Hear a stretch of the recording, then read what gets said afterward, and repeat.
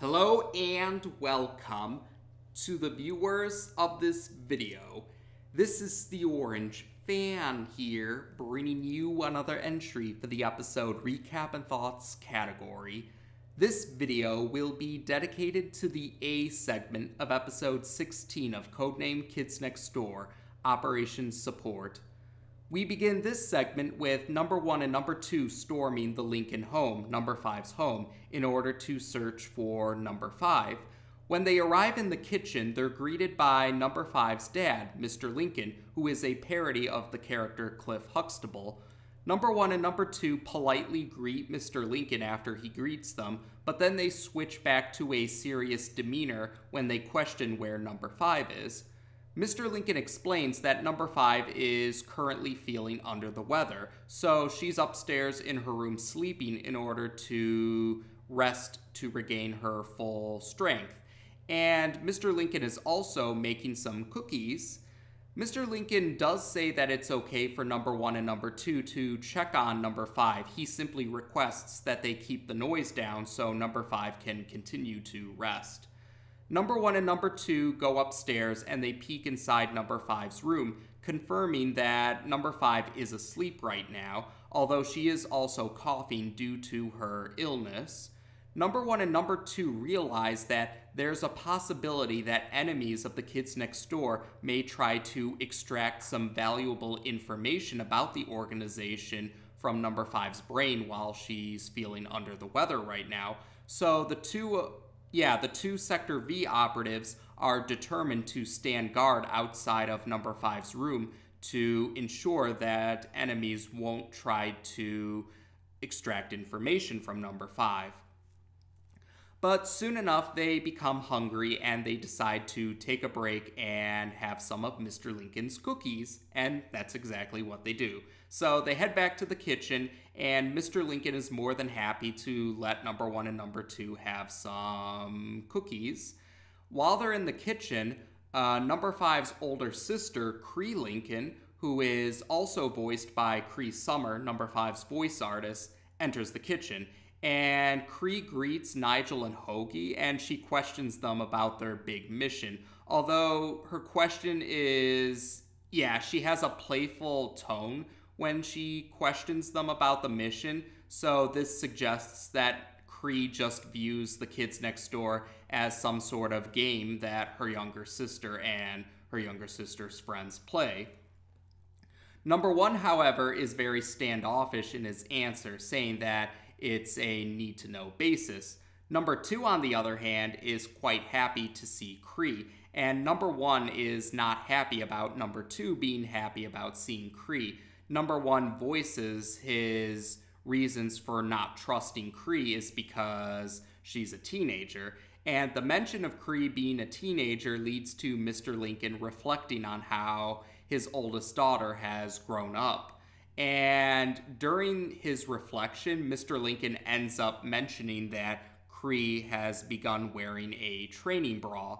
Naturally, Cree is embarrassed about this, and she starts to hit her dad for talking about a topic like that around friends of number 5, or individuals that aren't their family. So yes, Cree keeps hitting Mr. Lincoln, and they end up exiting the kitchen while Cree is hitting her dad. So this means number 1 and number 2 are the only ones in the kitchen right now. And the two boys are unfamiliar with the word bra, so they decide to look it up in the portable computer they have on hand called the Lunchbox. But they don't find any information about bras when they look it up in the Lunchbox. So number 2 thinks that maybe bra stands for something. So they put the word bra in a program on the Lunchbox, and the program creates an acronym for bra, and the acronym is Battle Ready Armor. So number 1 and number 2 are now convinced that Battle Ready Armor is some sort of equipment that the adults have created for teenagers in order to attack the kids next door. So yes, number 1 thinks that it's important for them to try and find some battle-ready armor so they can study it for any weaknesses, or potentially even use battle-ready armor for the kids next door to counter the teens. And number 2 muses that, number 2 thinks that number 5 might not be aware of the fact that her older sister has battle-ready armor. And this leads to number 1 and number 2 remembering that number 5 is currently under the weather right now. So they rush upstairs. Mr. Lincoln had left some medicine for number 5 for when she wakes up, because he says that number 5 is still asleep right now. And so he goes back downstairs while number 1 and number 2 resume standing guard outside of number 5's room. After some time has passed, number 1 and number 2 are shown to be growing rather tired, and Cree playfully questions them how their guarding duties are going. Number 1, though, says that they're aware of Cree's training and they'll put a stop to it, and Cree just grumbles to herself about how her dad spoke about such a topic outside of the family as she's going downstairs. But seeing that Cree is now downstairs, number 1 and number 2 think that this might be an ideal time to try and find some battle-ready armor to study. So number 1 and number 2 head into Cree's room, and they do end up finding some bras. And number 1 is puzzled because this doesn't look anything like armor to him.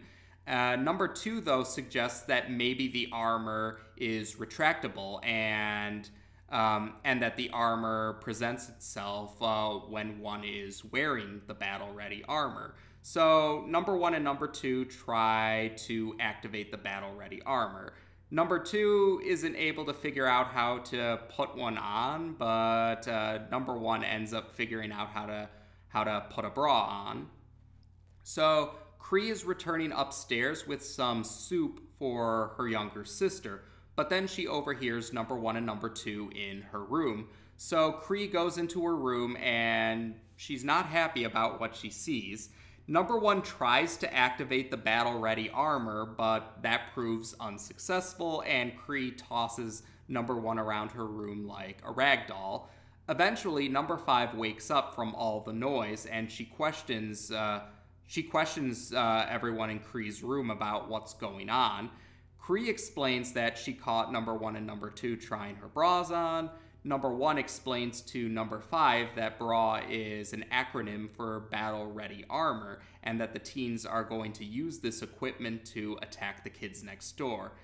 Number 5 then tries to awkwardly tries to explain to number 1 and number 2 what bras are really for, but she ends up deciding not to bother and just tells them to return to the Sector V treehouse so she can recover from her illness. Number 1, though, voices concern about the possibility of enemies of the kids next door trying to extract valuable information about the organization from her brain, but number 5 insists that they return to the treehouse. So number 1 and number 2 do return to the Sector V treehouse. After they leave, Mr. Lincoln enters the room questioning where number 1 and number 2 are going. But then when he sees his 2 daughters together, Mr. Lincoln thinks that Cree is telling number 5 about bras. And naturally, the Lincoln sisters are embarrassed by this, and they start to hit their dad for saying something so embarrassing. Later on, we see that it's nighttime now, and a teen ninja extracts information from number 5's brain while she's asleep. The teen ninja then heads for a street that's a few distances away from the Lincoln home. It's quite a bit of a distance from this particular spot and the Lincoln home, but at this particular street, there's a limo parked right now. The back window of the limo lowers itself, and we don't get to see who the passengers are just yet, but the teen ninja gives the passengers a container of the information from number 5's brain. The information is in liquid form right now, but the teen ninja says that this information will be valuable for taking down the kids next door, and says that number 5 will be unaware of the information being extracted by the time she wakes up. We then get a look at who the passengers in the limo are. It's none other than Father and the delightful children from down the lane. Father praises the teen ninja for a job well done, and also refers to the teen ninja as his apprentice. Then we find out that the teen ninja actually is wearing battle-ready armor. Yes, battle-ready armor is real within the universe of Codename Kids Next Door. And the armor retracts, revealing that the teen ninja is actually number 5's older sister, Cree Lincoln. Cree thanks Father for the praise and says that she can't wait to finish her training so that they can put a stop to the kids next door. Father, the delightful children, and Cree all let out an evil laugh afterwards. Meanwhile, back at the Lincoln home, we see that number 5 was actually not in her bed right now.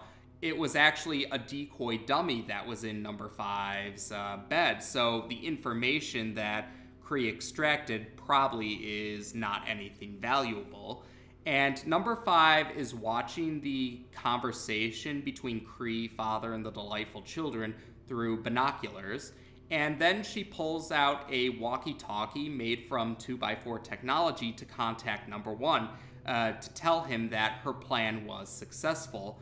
Number 1 congratulates number 5 for the successful plan, and he instructs number 5 to return to the Sector V treehouse. So the segment ends with number 5 returning to the Sector V treehouse. So this segment is notable for introducing us to 2 relatives of one of the Sector V operatives.